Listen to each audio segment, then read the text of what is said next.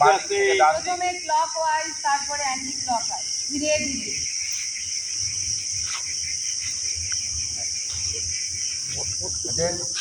বাঁ দিকে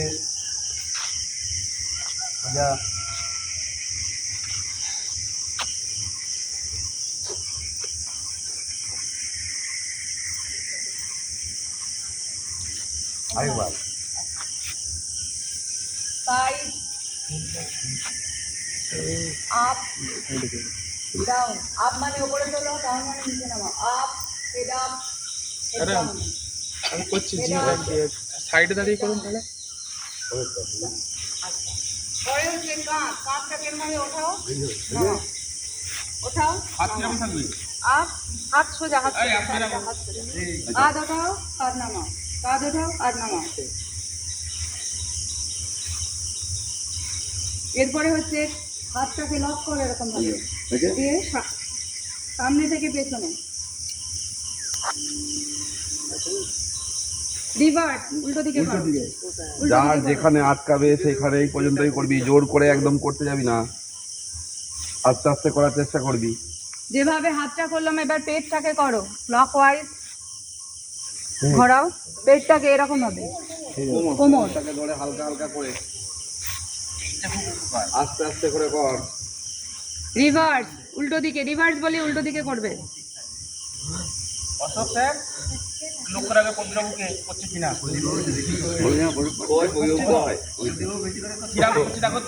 ভুলভাল করছে। স্টপ, এবার সাইড বেন্ড হবে। হাতের দিকে তাকাও, হাতের দিকে তাকাবে, রিভার্স, অন্য পাশ, অন্য হাত, হাতের দিকে তাকাও, হাতের ওপরের দিকে তাকাও, আবার পায়ে হাতে এমনি যতটা যায় ততটা। 2 ইঞ্চ গ্যাপ থাকবে, 2 ইঞ্চ গ্যাপ, অত বড় গ্যাপ না, ছোট গ্যাপ, 2 ইঞ্চ গ্যাপ। এরপরে এখানে একবার এই আর একবার এখানে এই যে লক করতে হবে, সামনে হাত কবজি ঘোরানো। এরপর একটু বিশ্রাম দিন, ঘন ঘন করে লাগতে যাচ্ছে। রিভার্স, রিভার্স, এবার উল্টো দিকে, উল্টো দিকে।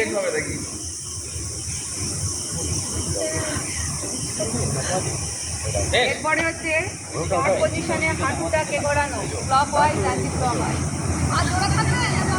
জোড়া পা জোড়া করে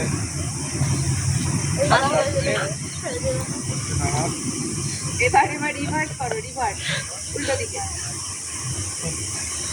পদ্মবাবুটা কি হচ্ছে না, পদ্মবাবু একদম করছে না। এরপর স্কোয়াট পজিশন, স্কোয়াট, চেয়ারে বসার মতো স্কোয়াট। চেয়ারে বসছো, হাতটাকে ভাঁজ করো, চেয়ারে বসছো। এটা 5 বার হবে। দাঁড়িয়ে চেয়ারে বসা হচ্ছে, 5 বার হবে। হ্যাঁ একদম 20 সেকেন্ড। মনে মনে বলুন, ওখানে আমরা দেখতে আপনাকে দেখে তো দাঁড়িয়ে থাকতে হবে। ও রাস্তা আসছে। এরপরে হয়েছে পা ভাগ। একটু রেস্ট দাও, দাঁড়াও, একটু রেস্ট কর। হ্যাঁ দেখছি হচ্ছে ওই পাটা তো ফাঁক করিস না, রাখতে পারবি না পাটা, ছোট করে এই পিছনে হাত সোজা। ডান হাত দিয়ে বাঁ পা ধরো, তখন তাকাবে হাতের দিকে। ছবি তুলতে মাঝখানে দাঁড়িয়েছে, হ্যাঁ করে এইগুলো করে পারবেন?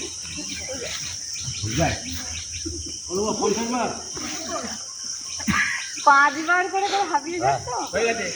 ঠিক আছে।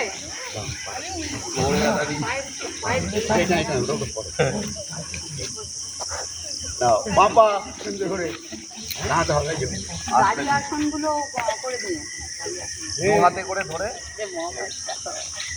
এইটা কিন্তু খুব ভালো আসন, পায়ের ব্যালেন্স ঠিক থাকবে। আমাদের বয়সের সাথে সাথে ব্যালেন্স বিগড়ে যায়, সেই ব্যালেন্সটা ঠিক থাকবে। ঠিক আছে, যেটা হবে না জোর করে করার দরকার নেই। অনেকটা সামনে পানি সামনে। এটাও খুব ভালো ব্যালেন্সের ওয়ার্ম আপ। এইটাকে নিয়ে এই অবধি তুলবে, হ্যাঁ বুকের কাছ অবধি তোল।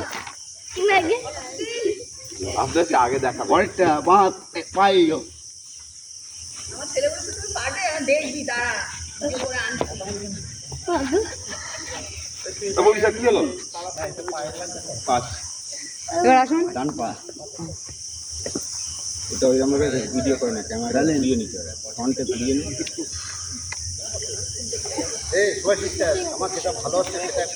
রিল্যাক্সে রিল্যাক্স এরপরে আমরা দিতে হবে আমাদের ওয়ার্ম আপ শেষ হয়ে গেল হ্যাঁ এরপরে আমরা মূল আসনে ঢুকবো দাঁড়িয়ে দাঁড়িয়ে আমরা এখানে 6টা আসন করব দাঁড়িয়ে তার মধ্যে শুরু করব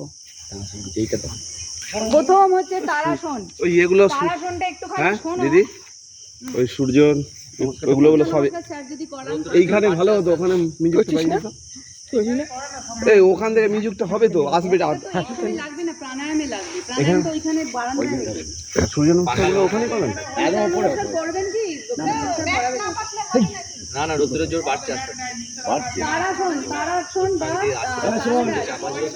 এটা গ্যাপ থাকবে 2 ইঞ্চ পা ছোট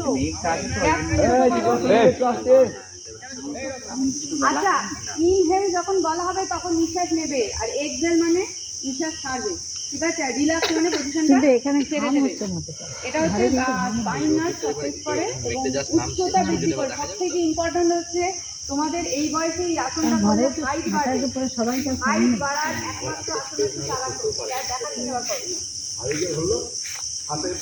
করো এবার তো সাত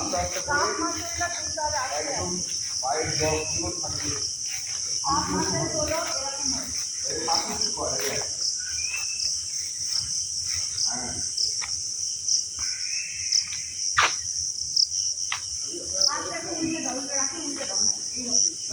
যতটা পারবে স্ট্রেচ করতে হবে এক্সারসাইজ তো বললে না কখন ছাড়বো বুঝতে পারছো না হাত তুলতে তুলতে ইনহেল তারপরে এগুলোতে ইনহেল বললে একটু অসুবিধা যাবে এরপরে হচ্ছে বৃক্ষাসন সেই 2 ইঞ্চ গ্যাপ থাকবে ডান পা দিয়ে বাঁ পায়ে খাইয়ে ব্লক করে দাও আর হাতটাকে এরম ভাবে তুলবে হাত মানে স্বাভাবিক এই দুটো খুলে দেখতে হবে একটা পায়ে দুটো খুলে